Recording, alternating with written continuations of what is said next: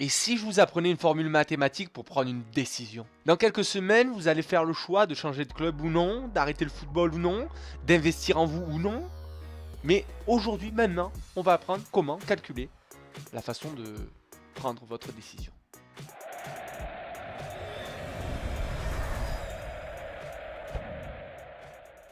Tout d'abord, je vous invite à prendre une feuille A4, basique, et de faire un tableau à 4 colonnes, tout simple. Dans la première colonne, vous posez la question, qu'est-ce que j'ai peur qu'il se passe? Dans la deuxième colonne, vous allez noter de la gravité, entre 0 et 10. Dans la troisième colonne, vous allez noter la probabilité, sur 10 que ça arrive. Entre 0 et 10, toujours pareil. Et puis dans la quatrième colonne, peut-être que vous l'avez deviné, c'est tout simple, et ça va vous permettre de répondre énormément à beaucoup de vos problèmes. Vous allez multiplier la note que vous avez trouvée dans la gravité, dans la colonne 2, par la probabilité dans la colonne 3. Et vous allez avoir un total sur 100%. À ce moment-là, si vous êtes au-dessus de 35%, il faudra réfléchir vraiment à prendre la décision avec les éléments que je vais vous donner par la suite. Si c'est en dessous de ces 35%, arrêtez de réfléchir. Très souvent, on se pose trop de questions pour rien. On a peur de quelque chose qui va jamais arriver. Du coup, on s'empêche finalement d'avancer tout seul. On s'empêche de pousser les murs, d'avancer. On s'interdit même d'avancer. On se met des barrières tout seul, souvent on se dit. Vous voyez, c'est cette sensation-là qu'il faut outrepasser. Vous faites d'abord ce premier exercice. Ensuite, hormis ce système mathématique, il faut tenir compte de différentes choses. D'abord, des implications. Quel est l'enjeu? Qu'est-ce que je gagne? Qu'est-ce que je perds? Qu'est-ce que je vais pouvoir apporter dans la structure où je vais? Et non, qu'est-ce que je vais gagner? Qu'est-ce que je vais prendre? C'est très important ce point-là. La valeur ajoutée. Qu'est-ce que je vais apporter aux autres? Servir augmentera votre leadership, quoi qu'il arrive. Votre singularité, votre valeur de vous-même en vous et ce que les autres perçoivent de vous. Vous êtes le produit financier. Si ça vous choque, je vous invite à voir l'épisode précédent pour comprendre mieux ce terme. Parce que vous êtes un produit financier et que vous prenez de la valeur quand vous investissez en vous.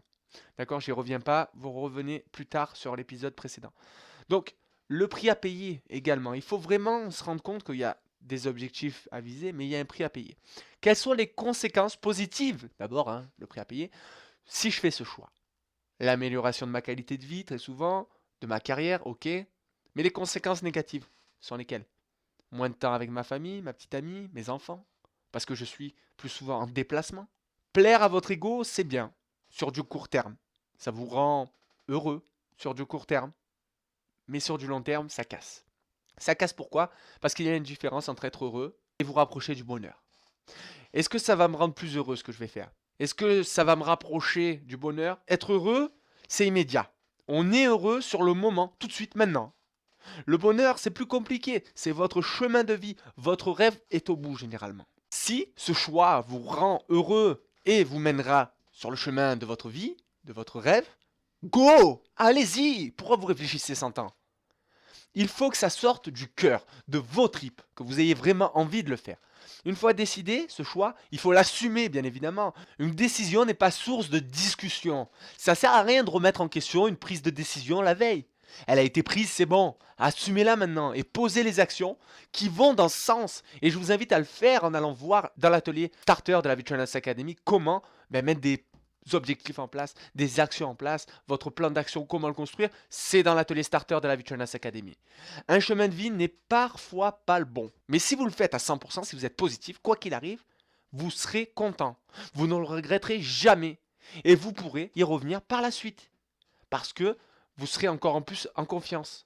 Toutes les décisions prises de cette façon sont bonnes. Croyez-moi, une vraie bonne décision vous fera grandir, en tant qu'être humain notamment. Pas vous faire obtenir des choses matérielles, pas du tout. Il y a d'autres façons de gagner de l'argent tout en grandissant, bien évidemment, personnellement. À chaque fois que vous prenez une décision qui vous fait grandir personnellement, je peux vous garantir que c'est une bonne décision. En commentaire, dites-moi ici en commentaire les décisions que vous allez prendre pour améliorer votre vie sur les 6 prochains mois, la prochaine année, les prochaines années. C'était Jérôme Menges, alias le maniaque de la progression. Si vous avez un problème, Vitruvians a la solution. Rendez-vous sur vitruvians.com. Je vous dis merci encore d'avoir suivi cet épisode. N'hésitez pas à le partager, commenter, mettez des likes. Merci encore pour ceux qui m'envoient chaque jour des messages. Ça me fait chaud au cœur et c'est le but, le partage des connaissances, le partage tout simplement humain. Je vous dis à très vite sur vitruvians.com, sur la page Facebook, peu importe. Merci à vous de me suivre et d'écouter attentivement tout ce que j'ai à vous dire parce que vous allez progresser quoi qu'il arrive. À très bientôt. Merci à vous.